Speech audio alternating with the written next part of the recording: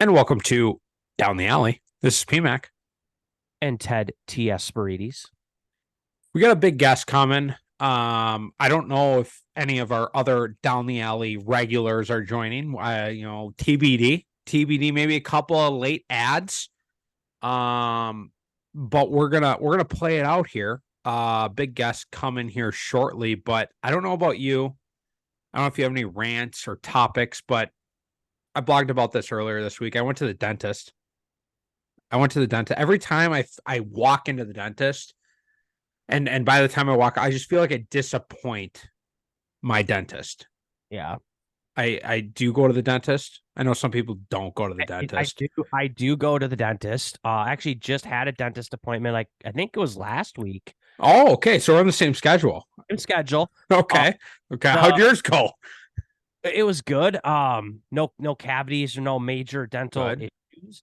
Good. Uh the gal who is the hygienist is a lacrosse parent. Hmm. So we talk lacrosse. And her son plays lacrosse. Well, she has three kids, all three of them play lacrosse. So that's kind of fun to like be able to talk shop a little bit. Um, and when when the dentist came in and was like, all right, has Ted been flossing? And she really tried to help me out. She was like, yeah, once a week. And I'm like, that's being generous. Like I just threw myself under the bus. I'm like, you don't have to take the fall for me. That I don't floss as much as I should. But The flossing thing, I can't I come out of the dentist and I want to buy into flossing. I can't buy into it. I, I don't buy into it. yeah. I'm not a flosser. I mean, it's not like I mean, I don't have like terrible oral hygiene, but like definitely room for improvement. Could be better. But yeah, I know I feel you like going to the dentist. You're like, man, like you're gonna get exposed here. There's just no Yeah. two ways around it. Like you can't be like, oh yeah, I'm a 2 times a day flosser because they're gonna just see that you're not. Like, Oh, when they start going to town on my teeth, I start bleeding, and they're like, "You haven't flossed in 6 months yeah, since the last time you were here." yeah, no doubt. So yeah, that's tough to have dental appointment. Was this post Halloween? Like No, no, Halloween was Tuesday. no. So it was pre-Halloween. It was last Okay. Friday. It was Okay, Friday. It that's was good. Friday. That's good. Having a dentist appointment like right after Halloween. I mean, I know some people are better about like the discipline of like not eating candy, but I have two children and they go trick or treating, and that we only went to like 30 houses, not We maybe. went around the block. I went with you. Yeah, what would you say, 20, 30 houses maybe around the Sure. block, Yeah. inside nine, outside nine, the inside and the outside Yeah. loop. Nothing crazy. And I was in my head, I was thinking there won't be that much candy because we don't do a huge run. There's so much candy, so much Well, you candy got two kids too, so like double of every. average amount of candy, double it. You got a And crap ton of candy. so the bowl just sits there all day, and you walk by and you grab like you're okay, I'm just gonna have one, and it's like one Twix, but then all of a sudden you've walked by it 4 times and you've had four Twixes. And then all of a sudden you're like, the last 2 days I've had a lot more candy than I've usually had. It's just a bad setup in general. I'm not an anti-Halloween guy or anything like that, but as a 37-year-old person that probably shouldn't be eating a lot of candy, it's just a bad setup. All right, we can talk about the dentist. We can talk about Halloween more later. I don't want to make our guests sit in the waiting room any longer. They're logging in. They're getting in now. If you're watching, you see the name. Coach Sam Kepner, the new head coach of Prior Lake. I know people are getting sick of Prior Lake, but the new head coach of Prior Lake, a Tommy. If you're watching the YouTube, you can tell. You're just looking at this guy, Tommy. I know. He's not a bad looking guy. Former Jefferson assistant. He's been the D coordinator. He was an assistant coach at the Tommies, and now recently hired head coach of Prior Lake, the Lakers. Sam Kepner, welcome to Down the Alley. Wow, what an intro. Appreciate you having me on. You're getting me fired up already, PMAC. But yeah, super excited to be here. Kind of very humbled and honored to be selected as the next coach of Prior Lake.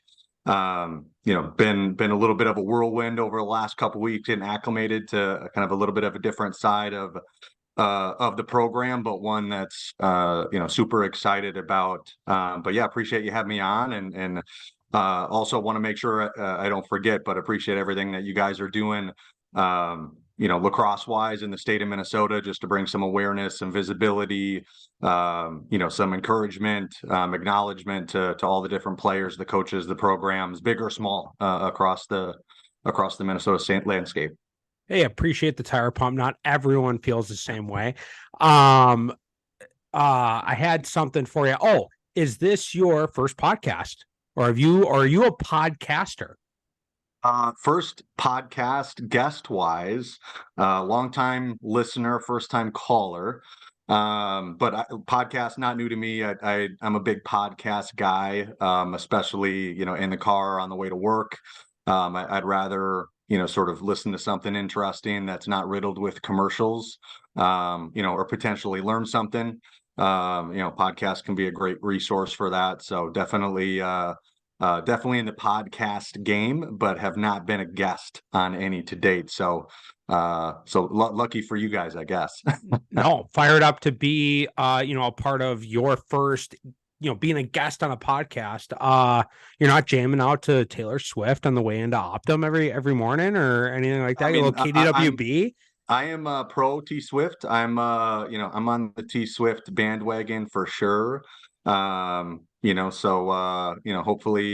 T Swift and Kelsey got some good stuff cooking, this coming weekend for a W. Last weekend wasn't too pretty. So Yeah, Uh, Sam, I have to ask, for the most people listen to this on, on just the audio, but for those that will see the video, you are looks to be a big sports cereal memorabilia guy in the back. yeah, We got some Wheaties. Is that a Kirby Puckett Wheaties or a Tory Hunter? yeah, you got a great eye. So we've got a few different Wheaties boxes in the background. So we got 87 twins, we got 91 twins, and then I think in the middle we've got a little Kirby. So and then I Yeah. think I've got a small one. I don't know if you can see it in the corner, but a Yeah. good old First, Adam Thielen yeah, Vikings Wheaties box. So first down flakes. yeah. Like that. No, that's cool. It's always interesting to see what people have in their background. We've had, different guests. We just had Casey on. He had some art and some, like, there was like a Bob Marley poster. We've had people having like, there, like, who was it? The Irondale coach, I think, had some like custom made art and too. But I like the sports memorabilia. And it's a cool look. So welcome to Down the Alley. yeah, talking about You're Cap, I've been to his house, not a big deal. He invited me over a couple times. I've seen some different what am I thinking of? Newspaper. You get the paper? Ted, you get the paper? No, you don't get the paper. Okay. Some different papers framed.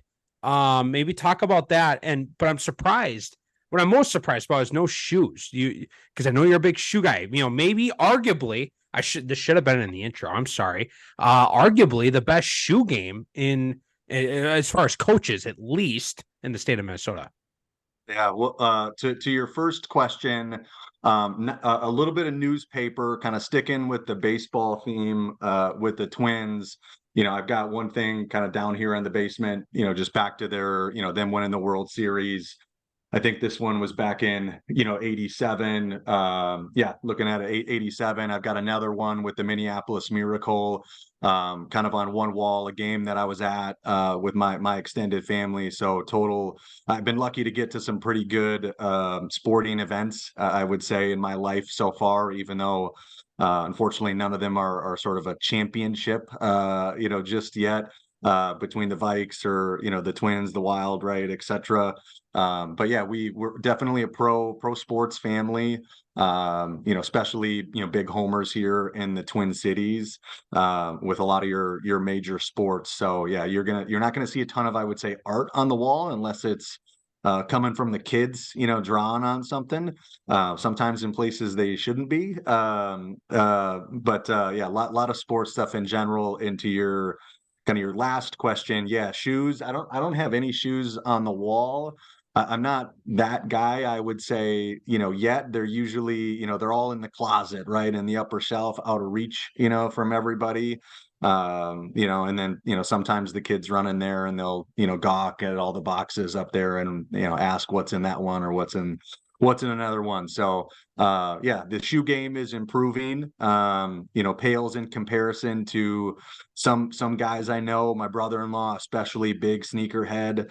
I'm just trying to catch up. So I didn't know the rules. As people pointed out, I'm not a shoe guy. I apparently have some homework to do this off season. I don't know. There's we'll a see. needs improvement on your 2023 performance review for shoe game. Yeah, it was pointed out after last season. So, it's in the back of my mind. I didn't know if on the wall is a thing or not a thing. Again, it's out of my realm. So, yeah, no, cool. All good things. So, yeah, let's bring it back to kind of lacrosse, because we've been kind of everything but lacrosse.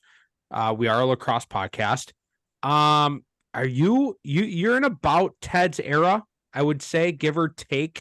I'm gonna guess maybe got started in maybe a similar situation. We're gonna find out. Outside looking in, when I first got to know you, met you, or you got into Prior Lake, I thought you were a Jefferson guy growing up. You weren't. You aren't. So how did you get into lacrosse, and what was kind of the beginning for you? Yeah, great question. I'm pretty sure Ted and I are maybe plus or minus a couple years in there, but growing up as a kid, I had no idea, what lacrosse was up until, probably about sixth grade. I had a couple of close friends that were, starting to get into the sport, just messing around, playing in the backyard. I was not committed to any specific spring sport at all. I mean, I dabbled in, baseball for maybe a couple of years at best, but wasn't necessarily in love with anything, but quickly got hooked, on lacrosse. I wish I could remember what my first stick head was. I can see it, but I've never had a great sort of memory with that stuff. But definitely your old school, like traditional, kind of leather, pockets. Guys were trying to, dye their sticks, dye their mesh, back then. But yeah, started playing in kind of junior high, and kind of the rest is sort of history a little bit. I think it's it's one of those sports, especially back then, that I would have never guessed, sort of the impact that it's had, on my life, and sort of shaped, who I've become today. And it's been really exciting, I'd say, to see kind of lacrosse as across the Minnesota landscape, evolve. I mean, back when I was in, high school, it wasn't a sanctioned sport. Everything was MBSLA. You're playing rave, down the road. I'm a south of the river, right, Lakeville guy. You're practicing on elementary school, fields, junior high fields, etc. And yeah, I think since it became sanctioned in Minnesota, and I think about like 2007, I want to say, obviously it's gotten a ton of support, from your school districts, from the community. That was, desperately needed to continue to grow the game. Super excited. I think Wisconsin, maybe it was last year. This year is also officially sanctioned, I want to say. So they've got, a number of powerhouses, shout out to Hudson and some of the guys there that have been, killing it for a number of years now. But yeah, I played, throughout junior high school, as you mentioned, PMAC. Had an opportunity to participate, at the University of St. Thomas, as they were kind of laying down some of the bricks into kind of what's turned into a pretty incredible dynasty with that program. And really through me playing lacrosse, particularly in college, I started, coaching. So it's been quite the ride. Been involved in a bunch of different programs through the years, club circuit included. So yeah, don't plan on stepping away anytime soon. Yeah, definitely want to talk about some of those details You being a defensive guy, did you and kind of going back to the beginning, you started in rave. Was that box lacrosse? I hear the war stories with Ted a little bit.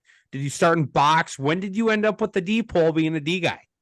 Yeah, I didn't play in Rave. I'm a Lakeville guy, so I grew up in Lakeville, kind of pre North and South, splitting up.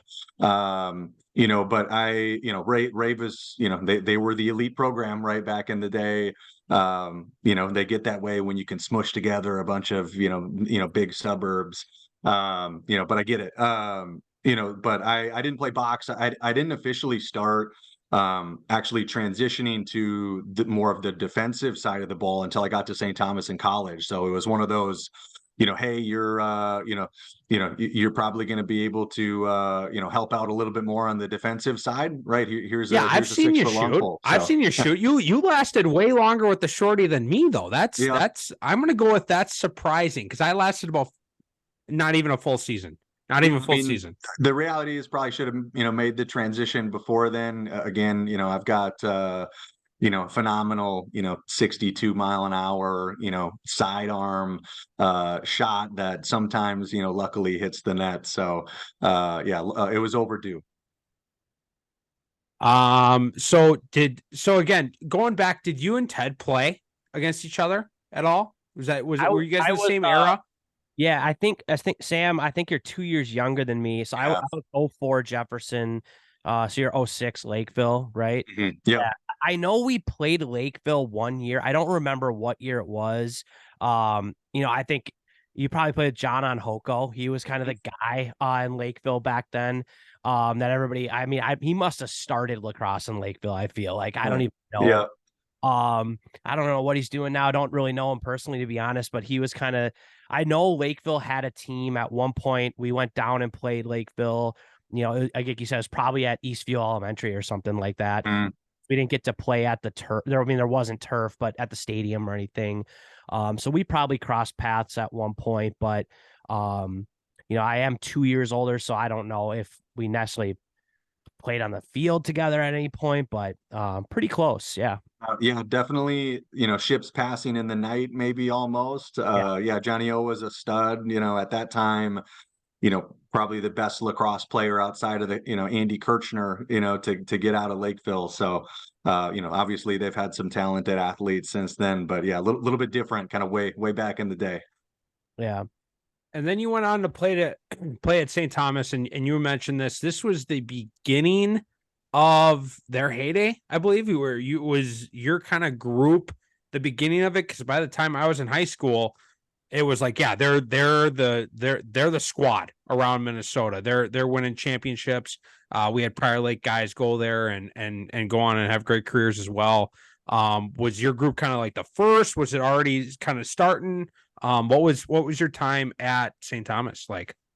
Yeah, I mean, St. Thomas was, it was, um, a great sort of experience and good journey in that, when we joined, which would have been, sort of the fall of '07, St. Thomas was, much credit to the older upperclassmen, was just starting to shift into being, I would say, more of a casual, kind of beer league, type of a team, into, we're fully committed, really all year round to, trying to have some sustainable success, right? So there's, a lot of upperclassmen, I think about, the kind of the Costello, family. I think about, Harris, certainly Brian Gross, right? Pete, Mooseburger head coaching wise, right? Jim Riley, a bunch of upperclassmen, Andy Lee, right? Head coach at Edina. We're really starting to lay the foundation,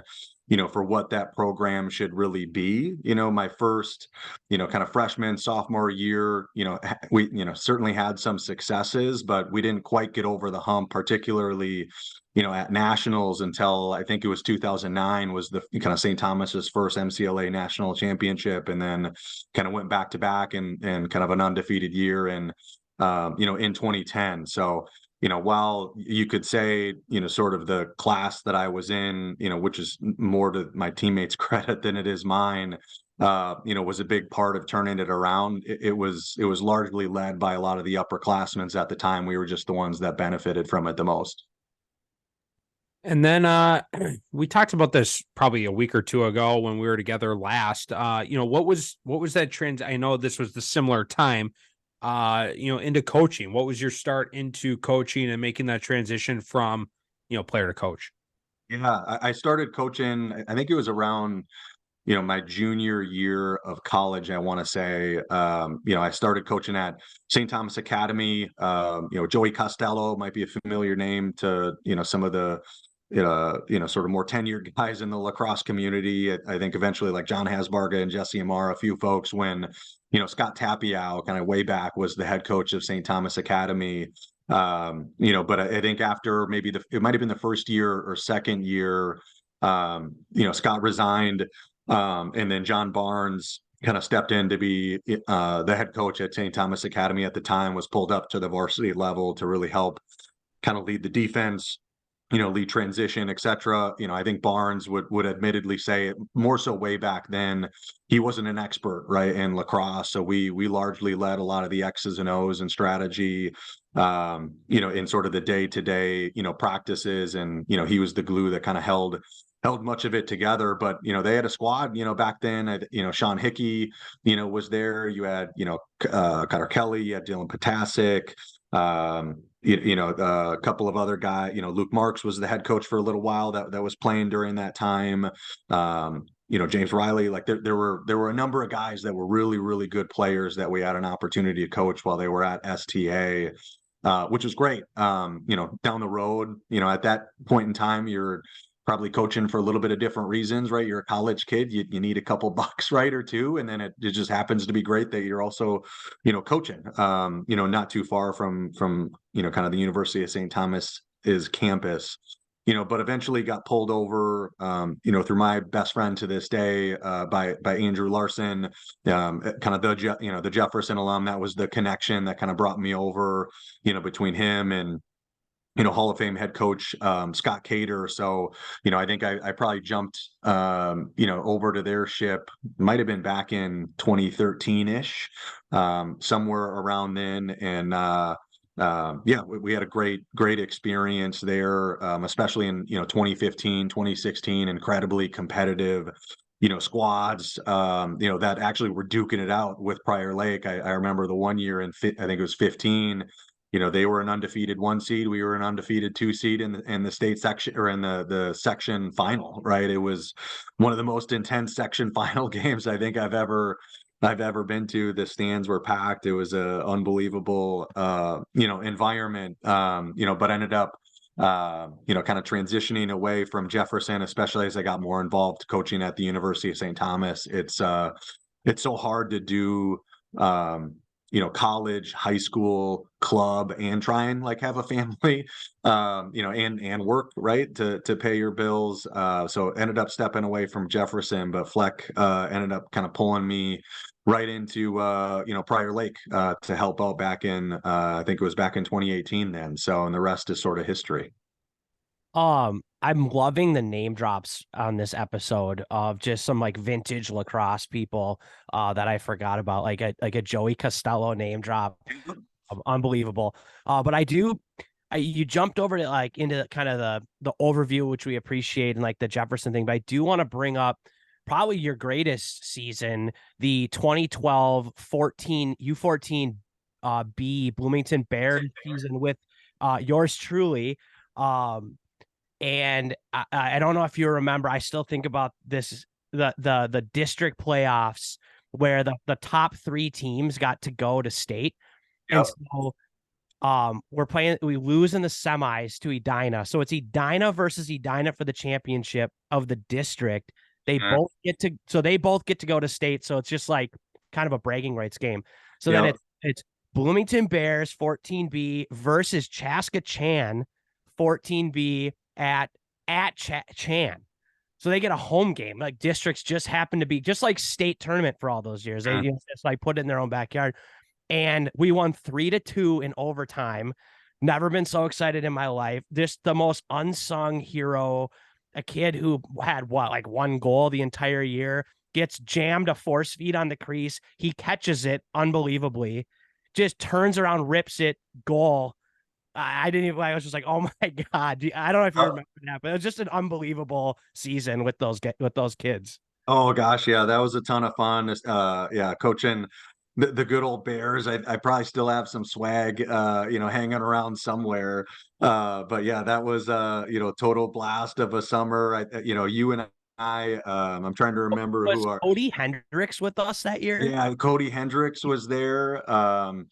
Who was that? Who was at Colby for a while? That was out of Bjorn Bjorn. Knutson. Yeah. I think yeah, we had a couple guys. We had a great staff, back then. Yeah, coaching 14, UB. But yeah, total blast, and yeah, pulled through 3-2, as you said. Yeah. No, that year I remember, back then it was especially at like Bloomington Youth, given the leadership at the time and current leadership, it was kind of like you just got paired with another Duluth guy. Mm. And so they're like, "Oh, Ted, you're going to be coaching with Sam Kepner. He's a St. Thomas guy." And everybody's like, Yeah, "St. Thomas? Like, yeah.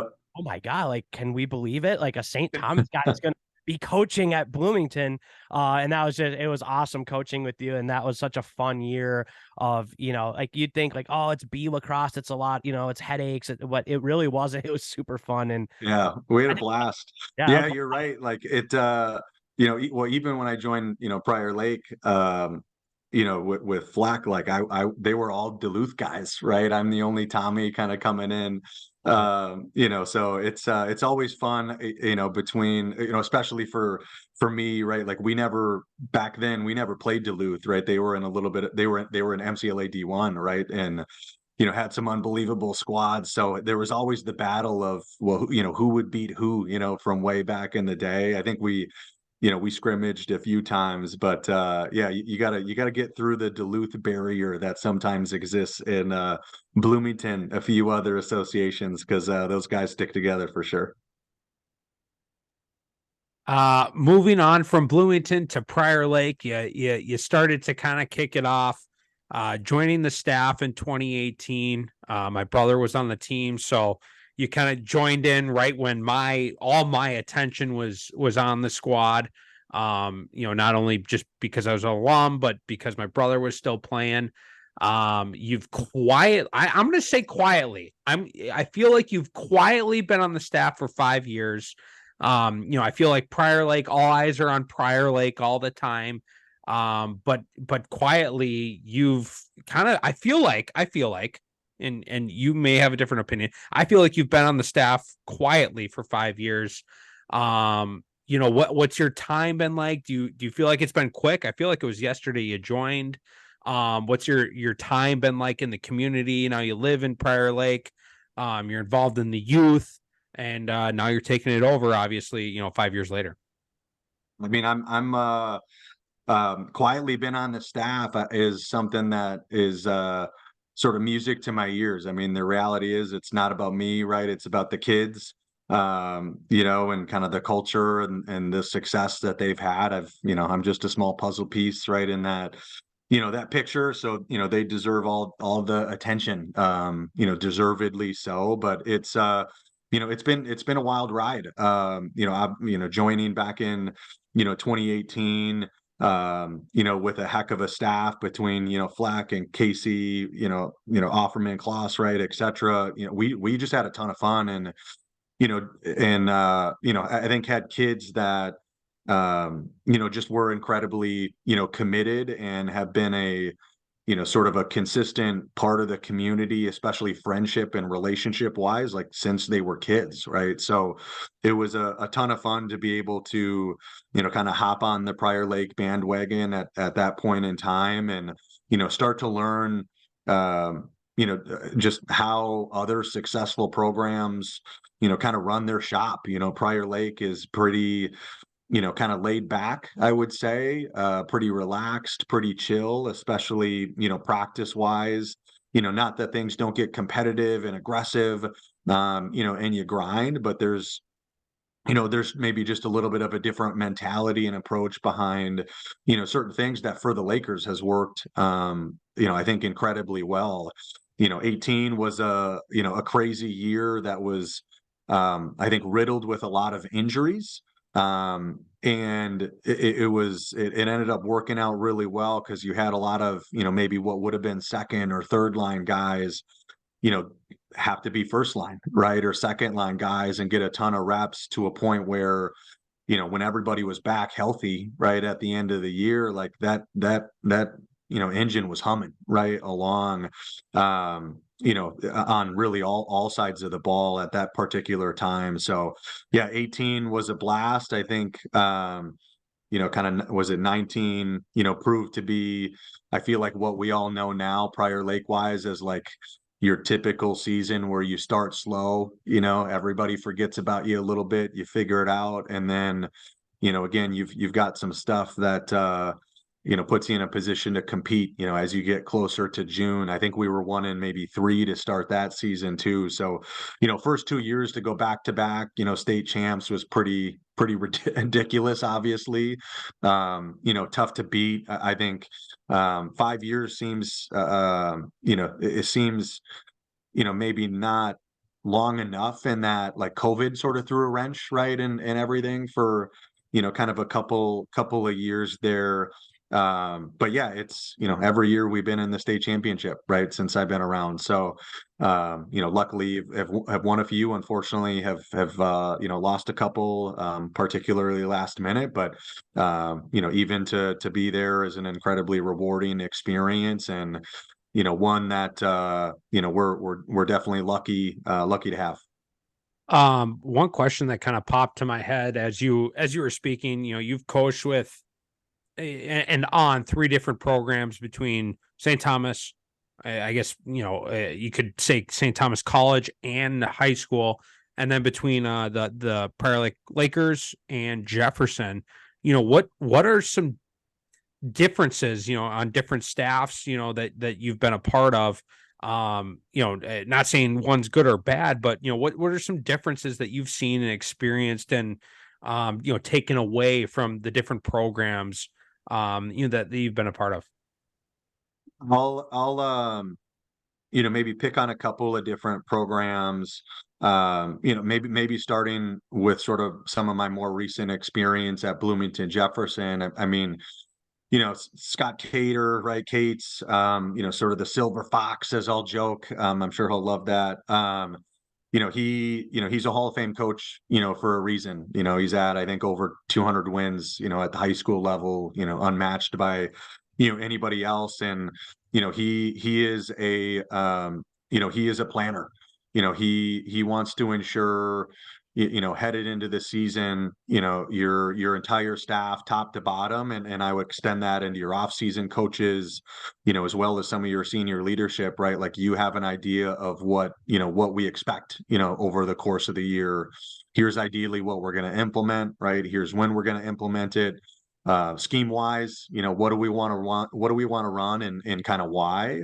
And then ensuring every day, right, you've got a strategy, particularly through practice plans, film sessions, weight room, etc., so you can put yourself in the best position to, try and realize your goal. So, there is an agenda, and I would say a purpose behind, everything that, that program does.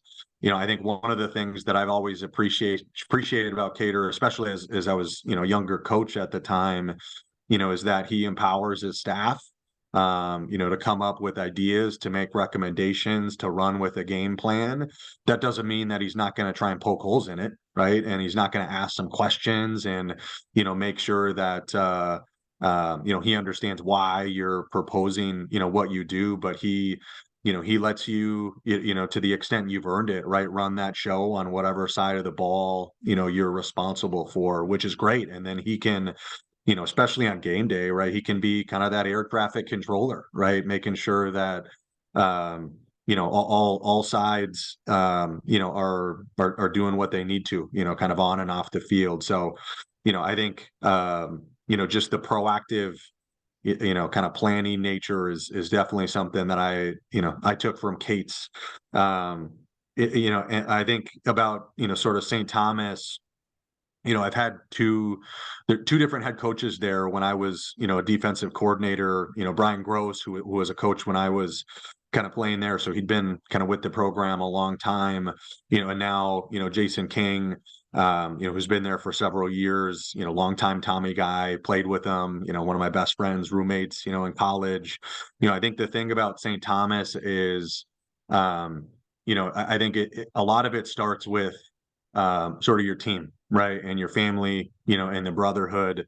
I think usually they're kicking off fall ball for the, probably a week or 2 weeks into school, right, to get kids, especially younger kids, freshmen into school, kind of acclimated into a community, right, because especially when you're in college, particularly when you're coming from out of town, maybe a ways away, like, you're trying to build a whole new network, right? So there's a lot that I think is done, kind of culturally with that program, starting in the fall, which ends up being oftentimes player led because it's just part of the DNA, that takes place in September and October. They usually give all the kids November, December off just to be kids and students and get good grades, but I think that's where, kind of since I've been around, I think there's a huge component into, just culture at St. Thomas, right? Family, that brotherhood, right? The alumni connection, and then too, like, I think as a staff, I would argue that,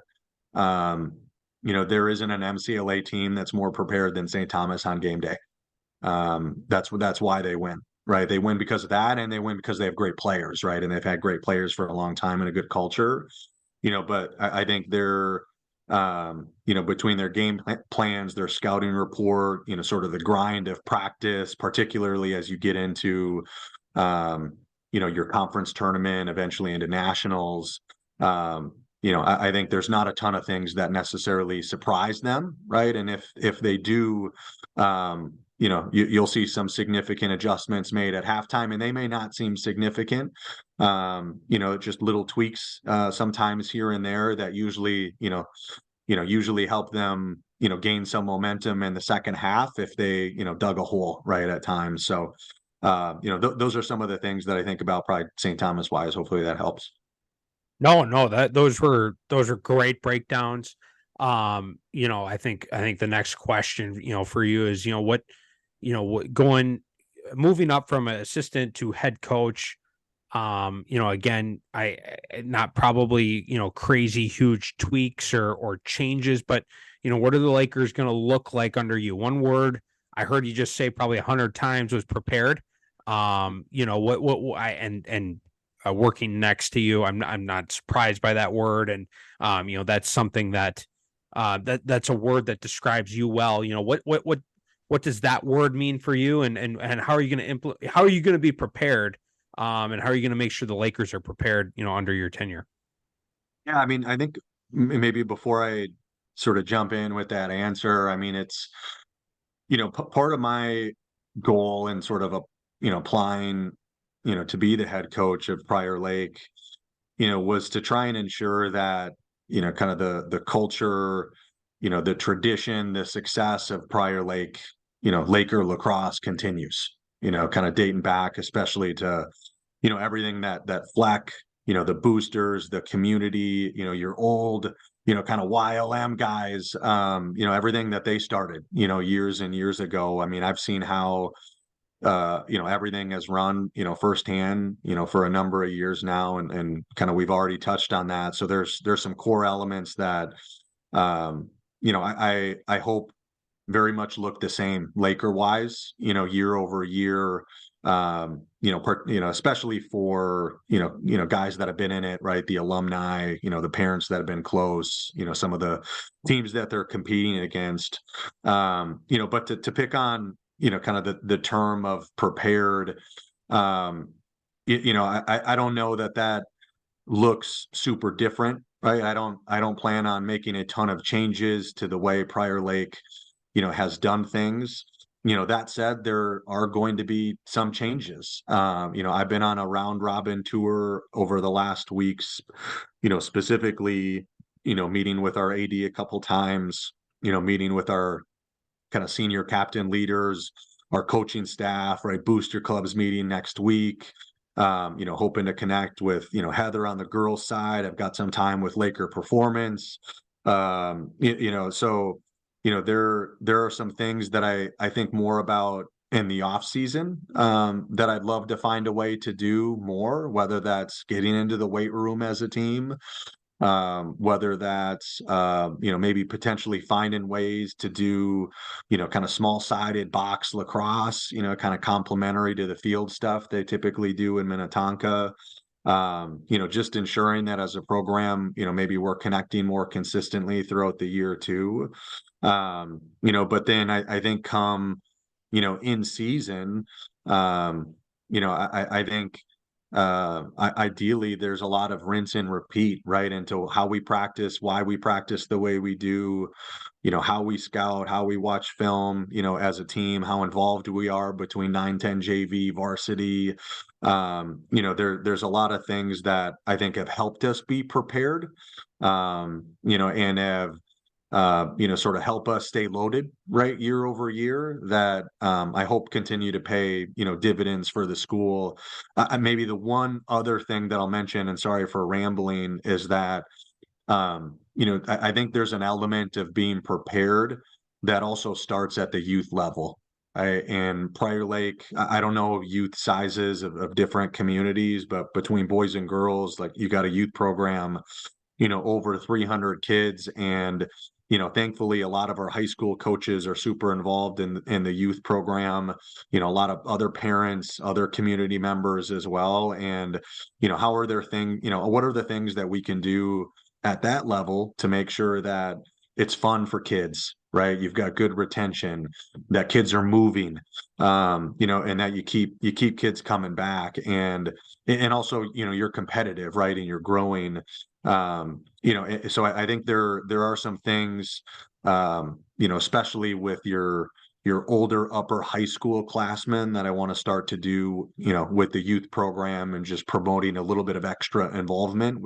We've had some kids that have been super involved, which is great.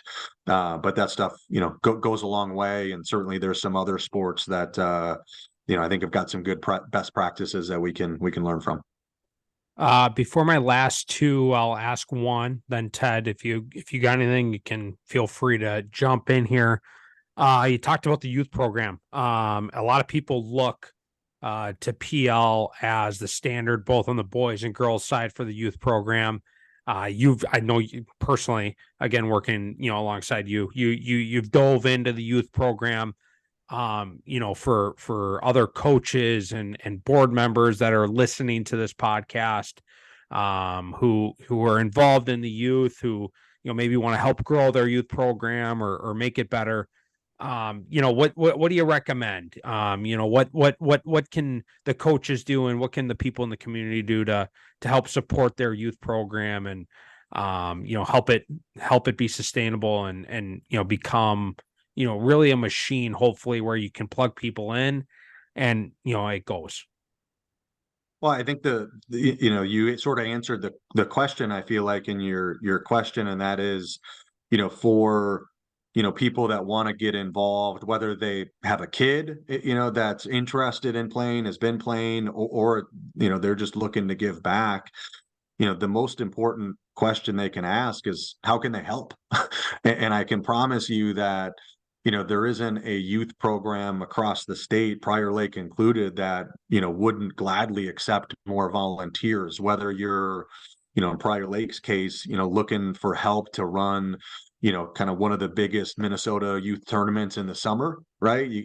Which takes an army of volunteers, and different dibs hours that people are submitting to actually help in potentially even coach games, right, or hand out equipment if you're doing a rental program. I think for Prior Lake, I think we've always wanted to try and give kids options, and try and offer options throughout the year. We're big on, as I think plenty of other programs are, offering free tri lacrosse events, right? Boys and girls, where you can, you come prepared with sticks and kind of some of the softer squishy balls because people aren't wearing helmets, just to get, new kids acclimated and immersed and exposed, to the program. I think about, for us, that it's not just a season that starts in, kind of May and goes through the end of July. There are options in the fall, there are options in the winter, that we also provide, because guess what? Like, kids are busy in the summer. Mom and dad are busy, right, in the summer. They've got cabins, they've got work, they got family trips. So sometimes you might not be able to grab somebody, when they're younger, the first few years of U6, right, or U8, but maybe you can get them in the fall. Maybe you can get them for a while in the winter, and then eventually they decide, yeah, I really like this. Like, I'm all in. I do want to sign up for the spring, and they can make, those types of commitments. So it can't just be a, sort of spring, take it or leave it, opportunity. And I think as part of that too, youth associations also need to be, supportive of kids playing different clubs, right? There's a million of them that are out there. They all have their own, advantages. But as long as the kids are playing and presumably they're getting better, and they're having a great time, like, mission accomplished, right? You can't always put a big wall up, right, and do everything in house within your own program and, have the type of success that you want. Ted, what do you got? Yeah, I actually just I really like all that stuff about the youth program. I think just people getting involved and helping out is just massive, because it leads to a better experience across the board for everybody, and um parents included too. I think until a kid is 16 years old and gets their driver's license, a parent is just as committed to the sport as the kid is. They have to get them there. They have to volunteer. They have to help. And so, when things are more organized, when there's more opportunities, that can make the experience better for the parents too. And essentially that gets the kid there more. And then, they fall in love with the game. So I'm glad you touched on that. But I pulled up the Prior Lake 2024 schedule on the South Suburban website. I don't know how accurate this is. I know things change. I was more curious. You guys had a pretty beefy out of conference schedule. We know the South Suburban, you're going to get everybody's best game in the South Suburban every year. But it looks like you play a lot of the same teams again out of conference. Are there any new out of conference matchups that might be that just interesting for you guys in 2024? Our schedule is still a bit of a work in progress, right? So what you see posted, the final version may adjust a little bit. I think technically there's still kind of one open game on our schedule that we're looking to schedule. To the extent somebody's interested in playing, whether we go there, or, they come to us, right? We can kind of work through some of those details. But I think the short story is much of our schedule for 2024 is going to look pretty similar to what it looked like in 2023. I mean, we want to play the best programs in the state, right? Iron sharpens iron. But I think also want to make sure that we're kind of stretching ourselves outside of the little 15-minute radius that folks like to live within. That's why I think getting up into Stillwater has been a great experience. Last year, right, getting up to Duluth was great, especially from a team bonding perspective. Would love to get kind of a longer away trip, not probably in 2024. I think ship has sailed on that one, but more 2025. Who knows? Maybe we get out to Moorhead, right, or something like that. But I think you'll still see a lot of your same teams, Benilde, right? In particular, all of our conference teams, a good chunk of our section teams. I think we'll end up seeing, can we get up to Buffalo, again, or have them come our way? So I think there'll be a few, repeats. I don't plan on shaking the Etch-a-Sketch up and sort of starting from scratch. I think the one sort of good thing in a way that's happened is that with some of these co-op teams, right, it's allowed a few extra, kind of non-conference section games as some of those teams have consolidated a little bit. So, we're willing to play anybody. I think geography isn't, a huge, barrier for us necessarily. So, we may see a few adjustments more headed into 2025, but yeah, 2023, a lot of the same teams. You said the word, sorry to jump in here, Ted. I know this is your section of questioning, but Kepner said the word, and it's on the list of the listeners' questions. People have been asking our thoughts on Section 6 and more big time programs coming to Section 6. And I assume I know your answer because I know my answer, and it is what it is, right? But any thoughts on Section 6 and a couple of bigwigs coming in and joining the party? I mean, Section 6, I don't even know what to say about it anymore because it's already been the toughest section in the state, and you add, Shaco and you add Eden Prairie into it, and it's like, what are we doing here, guys? Like it's essentially a mini state tournament, before the state tournament is really what it's turned into. I'd love to see some adjustment at, some point, but that's not something that I can solve for. But I think, Section 6 has always been, just this grim reaper, right, of a section for really a long time now. It's not new news.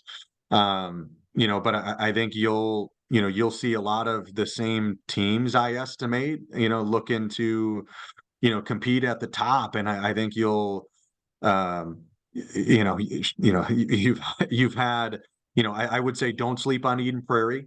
I think they've got some younger talent that's now getting older.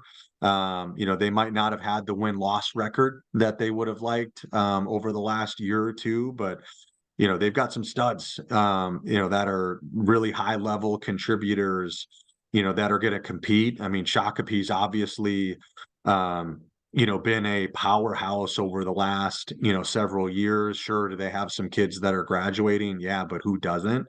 So I anticipate that they'll be back. I mean, Rosemount, you talk about a team that has been incredibly close from getting over the hump, for a long time, that if you sleep on them for a minute, right, or let alone a quarter, like they're going to eat you up too, right? They always come prepared with Lansing teams. So, Edina, right, is going to be a squad. I mean, they've I think been in the section final for a number of years now too, and have got some, I think some, underclassmen that are finally going to be juniors or at least seniors. So, I mean, I don't know, like anybody could win, this section. It's kind of a nightmare where when you look at it, like your quarterfinal game is probably more difficult than some of the first rounds of the state tournament, like literally.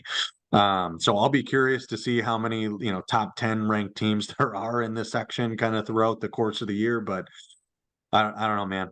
It's tough to predict. I just hope that the Lakers are the one, victorious at the end of the day. I was thinking about that the other day about there could be multiple top 10, like the final regular season poll, multiple top 10 teams on the road in a section quarterfinal in Section 6. Multiple. Not Yeah. just one. Like last year, I think maybe Jefferson went to Rosemount in the 5-4 game, Mhm. and Jefferson maybe wasn't ranked, but they were kind of in that top 10-ish. And that was like kind of a big thing. Like, oh my gosh, like that's a tough quarterfinal. But now I don't even know what to say. Like, I mean, there could be multiple teams. The eventual state champion could have a road game in a section quarter, Mhm.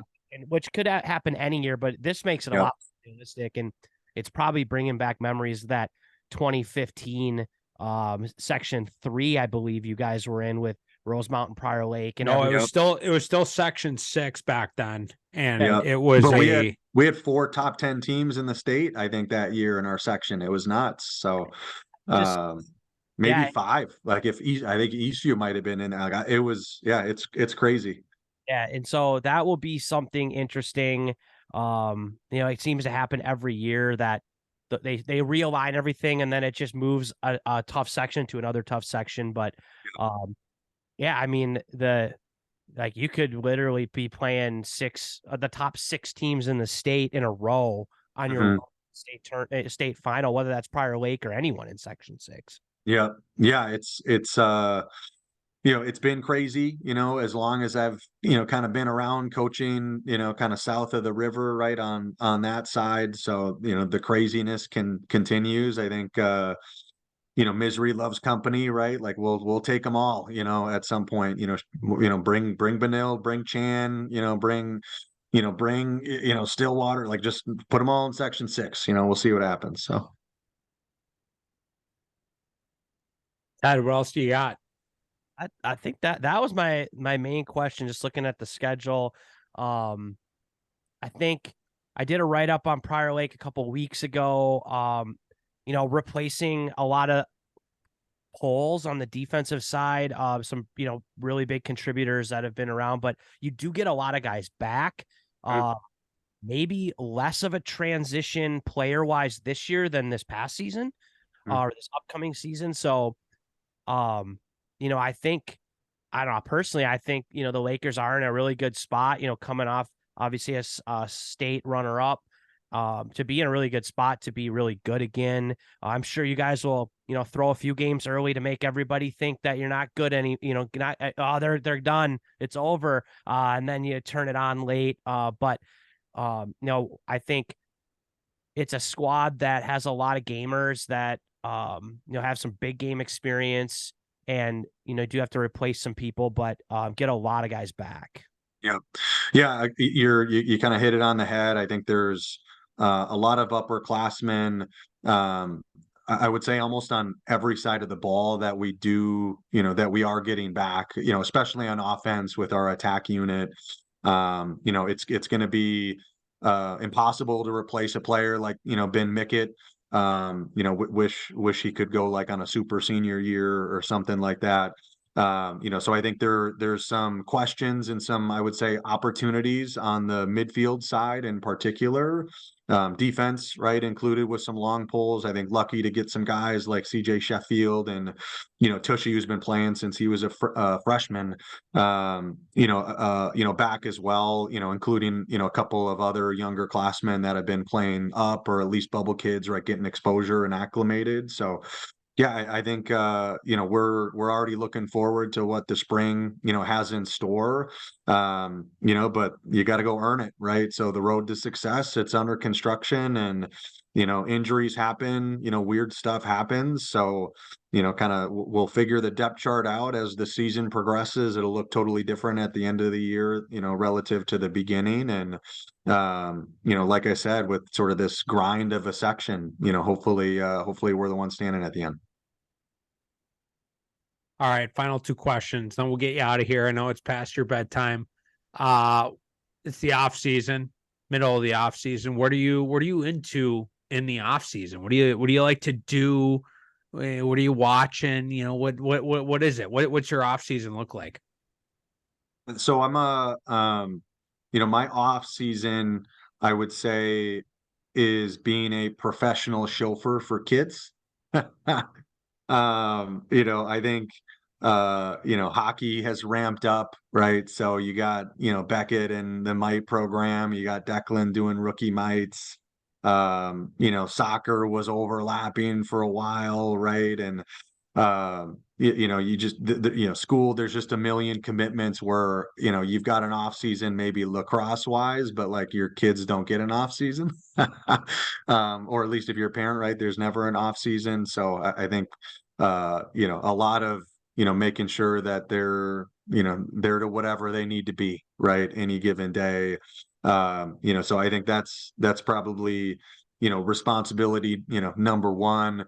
I think two is, at this point, like just enjoying a lot of sports. In-laws have tickets to the Gopher football games. So we like to go to a lot of those, especially when it's a little bit warmer out. A couple of weeks ago was a little chilly, but we made the best of it. Still had some fun, but then cheering on kind of a somber Viking squad at the moment, and some of the other Minnesota sports teams is always a good time. I think that's probably been it, and then just kind of what we talked about already, just trying to connect with a bunch of folks proactively to start to iron out some of the high school stuff, even iron out some of the youth stuff too, just headed into the spring. Kind of keeps me busy, right? That's for sure. I felt like there's a second part to your question that I've totally forgot. No, that answers the off season. I got a second question for you, and you're a listener, you're a longtime listener. So you probably know what's coming. What is your alley? This could be something you're maybe passionate about right now. Maybe it's this month thing, this year thing, maybe it's a lifelong thing. I don't know. You can kind of take it any direction you want, but for the fans, what's your alley? Yeah, I'll make maybe a poor joke in that, um, Lakers don't want to get to the alley. We want the middle, right? So we can shoot at the full net, right? So we'll maybe tease and go that route. I think maybe two things alley wise, and first of them might be a little bit of a sort of cliche, but I'll say it anyway. And that I think at the moment, with just a couple family members that are sort of pretty sick. I think so one thing that's top of mind is just making sure that you can live every day, every week, every month, right? Like to your fullest, right? Enjoy the ride, right, along the way. You can't wait until you're older or you're retired and play the what if game, right, to check stuff off, on your bucket list. So whether they're little things, right, or big things, find a way to, do whatever brings, fulfillment, to your life. Personally, professionally, spiritually, right? You can describe that in a bunch of different dimensions.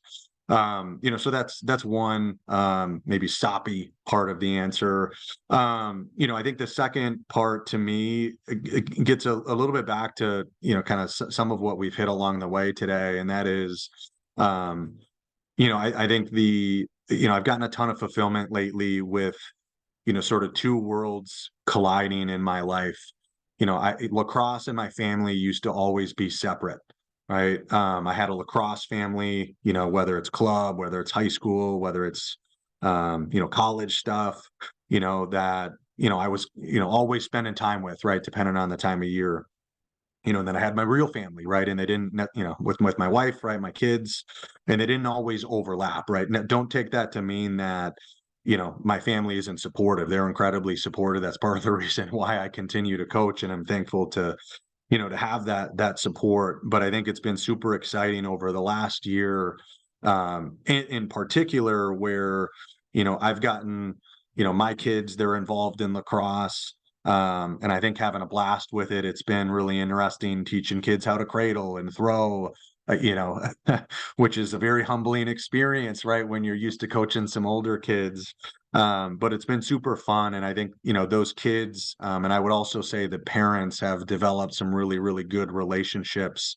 I just last, week, I'm walking into Dakota Ice Center, see a couple dads that I coached with and had kids on the team, dab them up. They say congrats, right, on the new gig. I'm at rookie mites practice with Declan, right, skating, and I get one of the little youth guys coming up saying, "Hey, Coach Kep," right? Like, I don't know. To me, just being more involved in the community, and kind of building some of those relationships that hopefully continue, right, for a long, long time has been, um, I think a big part of my alley as of late. That's awesome. That's awesome. And yeah, just want to say congrats on the new gig, Coach Cap, and welcome to, well, you've been a part of it, but congrats on taking the lead of the Laker lacrosse community, and excited for the community, excited for you. Yeah, appreciate you having me on again, and thanks for everything you guys are doing, and yeah, looking forward to future rants, future blogs, future podcasts, and yeah, excited to see what 2024 has in store. Let's get it. Let's get it. Awesome. Thanks for coming down the alley with us. All right, thanks, fellas. See ya. And thanks to Coach Kep for coming down the alley. Awesome interview. Just so well spoken, prepared, right? Prepared was the word of the night. He's gonna bring kind of that energy, right? Every head coach, from Fleck to Casey now to Kep, are gonna bring a different thing, right? They're similar in some ways, but each of them are different as well. And just hearing him speak, I think the word prepared, he comes prepared, he puts great game plans together, he's organized. It's gonna be a different chapter, an interesting chapter, and I'm excited for him. And he's gonna bring a different element to the Laker lacrosse. Ted, what were your thoughts on hearing him speak and talk about his experiences? It's interesting. I agree with you. I love Sam. Obviously it was a long time ago, but when I got to coach with him that one season, it was a great experience. We were both pretty young at the time, but you could tell that, I'm a pretty passionate guy around coaching, and I could tell he was too. So it was fun to coach with somebody else like that, like a like-minded person. Uh, what's cool to me is that Sam could have probably been a head coach 8 years ago somewhere. Obviously super knowledgeable, has the experience, and really has adopted the time into being a D coordinator, being an assistant. When he got to Prior Lake at 18, was he the D coordinator, or was he just more kind of helping out? He kind of came in as, a second assistant, D coordinator. Fleck was kind of running the defense at that point, for the last few years. So, but I think, he was handed the keys as a D coordinator at that point. Yeah. And so, like I said, he probably didn't need to earn his stripes through the Prior Lake program. Like, he is very capable of, he could go up 5 miles away and probably be a head coach of a program, right? But he's taken his time through the Prior Lake system, and then even with his time at Jefferson, and really honed his skills, and I couldn't think of a person that's more ready to be a head coach of a big tradition, big time high school program than him. So, I agree. I think, I don't think the Lakers are gonna be going anywhere anytime soon. I know you like to maybe say that maybe they're dead, or that they're not gonna, you gotta try to keep people on their toes. But I think if anybody listened tonight, or they listen to this episode, they'll see that, he has been in the system long enough to really keep that train moving. And it should be, it's always fun to coach against the Lakers in the spring, and I look forward to that again in 2024. Yeah, no, I think you talk about going from Fleck to Casey to Kep, it's a machine for a reason. It's going to be a seamless, or as seamless as possible, transition for the Lakers. I'm pretty confident in that. From him, just listen to him speak on this podcast, you can just tell he's prepared. He's prepared, and he's going to make sure the Lakers are prepared. And I'm gonna transition here quickly. If you want to be prepared for Thanksgiving, Old Southern Barbecue can help you make sure you're prepared. They got a Thanksgiving deal going on. Ted, you said this was a barn burning deal. They can help you out, make sure your family's fed. They've also, if you just want some seasonings or maybe a couple of sauces, make sure you use down the DTA 15 on their online store. Make sure you get that 15% off through the DTA discount down the alley. They got some awesome deals online. You don't even need our discount. Their prices are so low, but use it. Use the discount. It's a free 15% off. And this Thanksgiving deal is a hell of a deal. A smoked Thanksgiving turkey, $75, already cooked, ready to go. And then they got the whole dinner with sides for 130. So I don't know. This is a hell of a deal if you ask me. I would agree. Especially if you're not, you're not in a situation where you can cook a huge meal, or you got things going on. Maybe your kid plays youth hockey and is in a hockey tournament. And you got to prepare for that. Instead of dealing with Thanksgiving dinner, that's a good option. But yeah, no, I think it's I don't think you're gonna find a better price on the meal itself. And if it stays cold, I know I was planning on cooking. If there's snow on the ground and it's cold and I don't want to go outside and cook, I might be going to Old Southern Smokehouse and just dialing up their Thanksgiving meal. So I don't have to go outside and cook. I again, I'm not guaranteeing that. That's not a guarantee for y'all, but it's an option I'm looking into if there's going to be snow on the ground in a couple of weeks. Yeah, and speaking of food, I know, so we haven't really done like, I love shouting out Old Southern Barbecue because, delicious, but I did try a new restaurant. Ooh, you have my attention. So this past Little weekend, date night action. no, this past weekend was the Great Pumpkin Shootout in Oh, yes, it was. How haven't we spoken about this tournament yet? What a weekend. Okay, hold on. We will talk. Okay, Great Pumpkin Shootout. I know we've been positive. We've been positive for over an hour now. Great Pumpkin Shootout. Solid tournament, but if you want my feedback, they need to figure out how to schedule. Okay, who's the homegrown is going around the whole state saying they can schedule better than this, they can schedule better than that, we can help you with your scheduling. You don't even know how to run a block schedule. I go there, 4 games. All right, I'm running the youth field, Ted's running the high school field. Okay, I'm on the youth field. I got 4 games. I was there for 9 hours. Okay, we need to figure this out, folks. We need to figure this out. Okay, the U12s. Okay, we can go back to back. You will not hear a complaint if my team goes back to back. If we have 2 games in a day, let's go back to back, or a maximum 1 game, a 1 hour, 1 game, 1 slot in between our games. I don't need to be there the whole day. Yeah. I don't need to be up in Maple Grove the whole day. Let's figure out how to block schedule, homegrown. Yeah, I love the guys at Homegrown, and gals. There's gals that work there too, but I connect and deal with, in this case, it was 2 gentlemen that I talked to mostly. Awesome dudes, great tournament. They got all the clubs out together.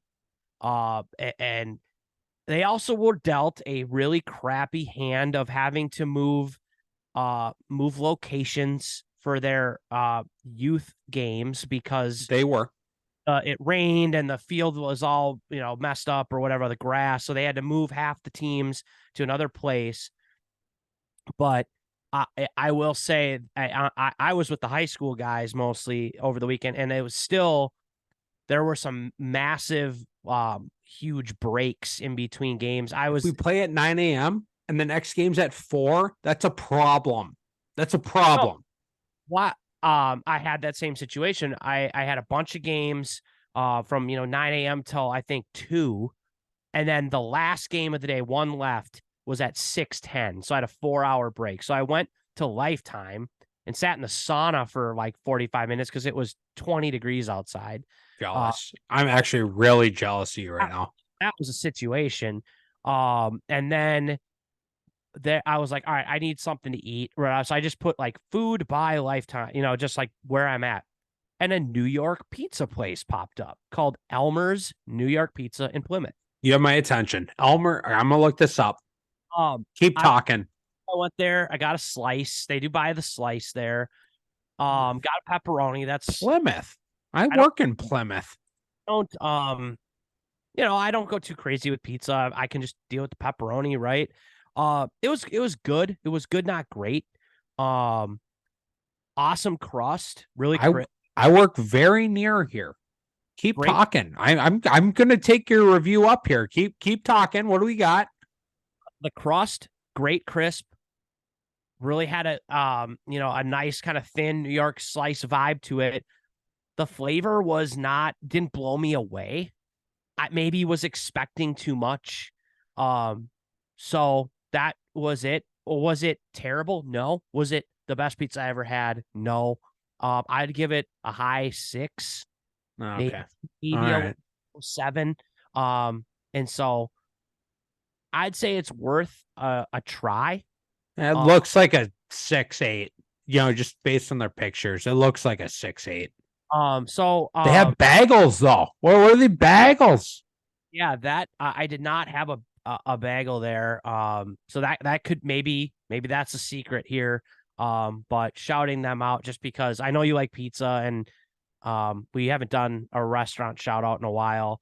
And so yeah, Would you recommend somebody to try it? Like where I think if you're in the area deal is there's not a lot of places you can just go and get a slice of pizza. and they have slices? That slice. They had a slice at 4 o'clock on a Saturday. How much is a slice? I don't know, $5-6, something. Okay. I Okay. don't Yeah. I don't remember what it ended up being, but it wasn't cheap. It wasn't like $2 or $3, but I wasn't like, oh my God, like this is outrageously priced. And maybe it was like $8 and I got a drink with it. So I don't know. Long story short, I would say go and try it if you're in the area. Yeah. Like it would be a good option if you're like, pizza sounds good. I want to get a slice. I don't want to order a whole pizza. It could be a good option logistically. Okay. I work. It looks like it's near my office here, so I might go check it out, and we might have a follow-up review Check it out. on Elmer's. I might go get a slice. Why not? Yep. I'm trying to think. Did I try? I don't think I tried anywhere new. I don't think I've tried anywhere new this week. So I don't think I don't think I have anything else food wise. Yeah. We've been doing our blogs, once a week, kind of going through um the lax numbers, sort of final 2023 rankings. So I think we're on week 6 now. So go on the website, check that out. If you want to, yeah, the source is doing the girls. I'm doing the boys. Just trying to give like a quick inside look into some of the teams that might be potential favorites heading into 2024. And then, of course, coming up in a few months, we'll start the section deep dives where we really get into all the teams in the section and it'll be a little bit more intense.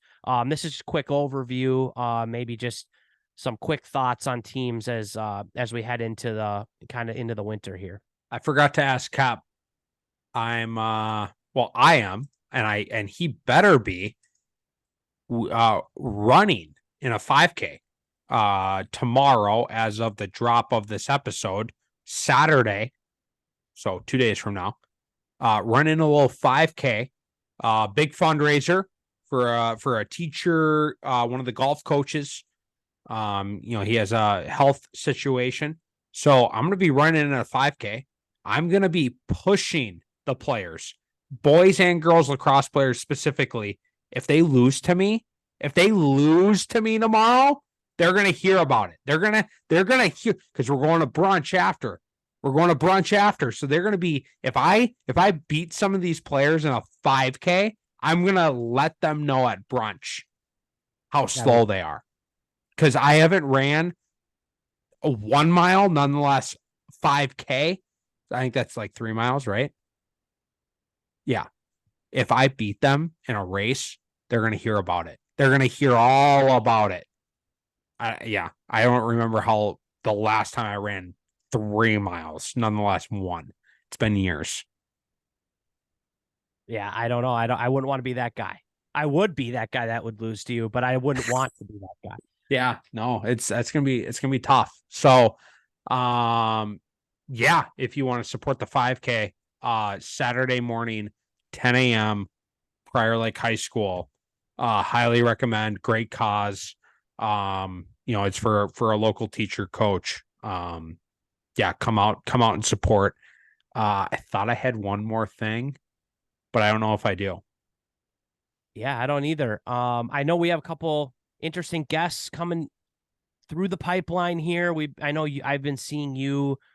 Yeah, I've been getting copied on emails, on group texts, on getting everything scheduled. So, stay tuned for some interesting stuff coming up up through the pipeline here. But we're excited to start getting a little closer to lacrosse season, and when those winter leagues start, and we get to kind of get that first look. So The rumor mill. Once winter leagues start, the rumor mill starts pumping. You're right. I am working on a couple of guests. Yeah, I'm gonna leave it at that. A couple of interesting guests. Hopefully a couple of great interviews here. At different corners of the lacrosse world in Minnesota. I'm trying to hit them all, trying to line them up. So we're gonna keep them rolling here. We're getting away from Prior Lake. The people that are, oh, you got another Prior Lake guy on. We're getting away from Prior Lake here. We got a couple of interviews outside of PL. So stay tuned. I don't know. That's all I got. We're rambling at this point. Thanks for tuning in. Yeah, happy Halloween. That's all I got.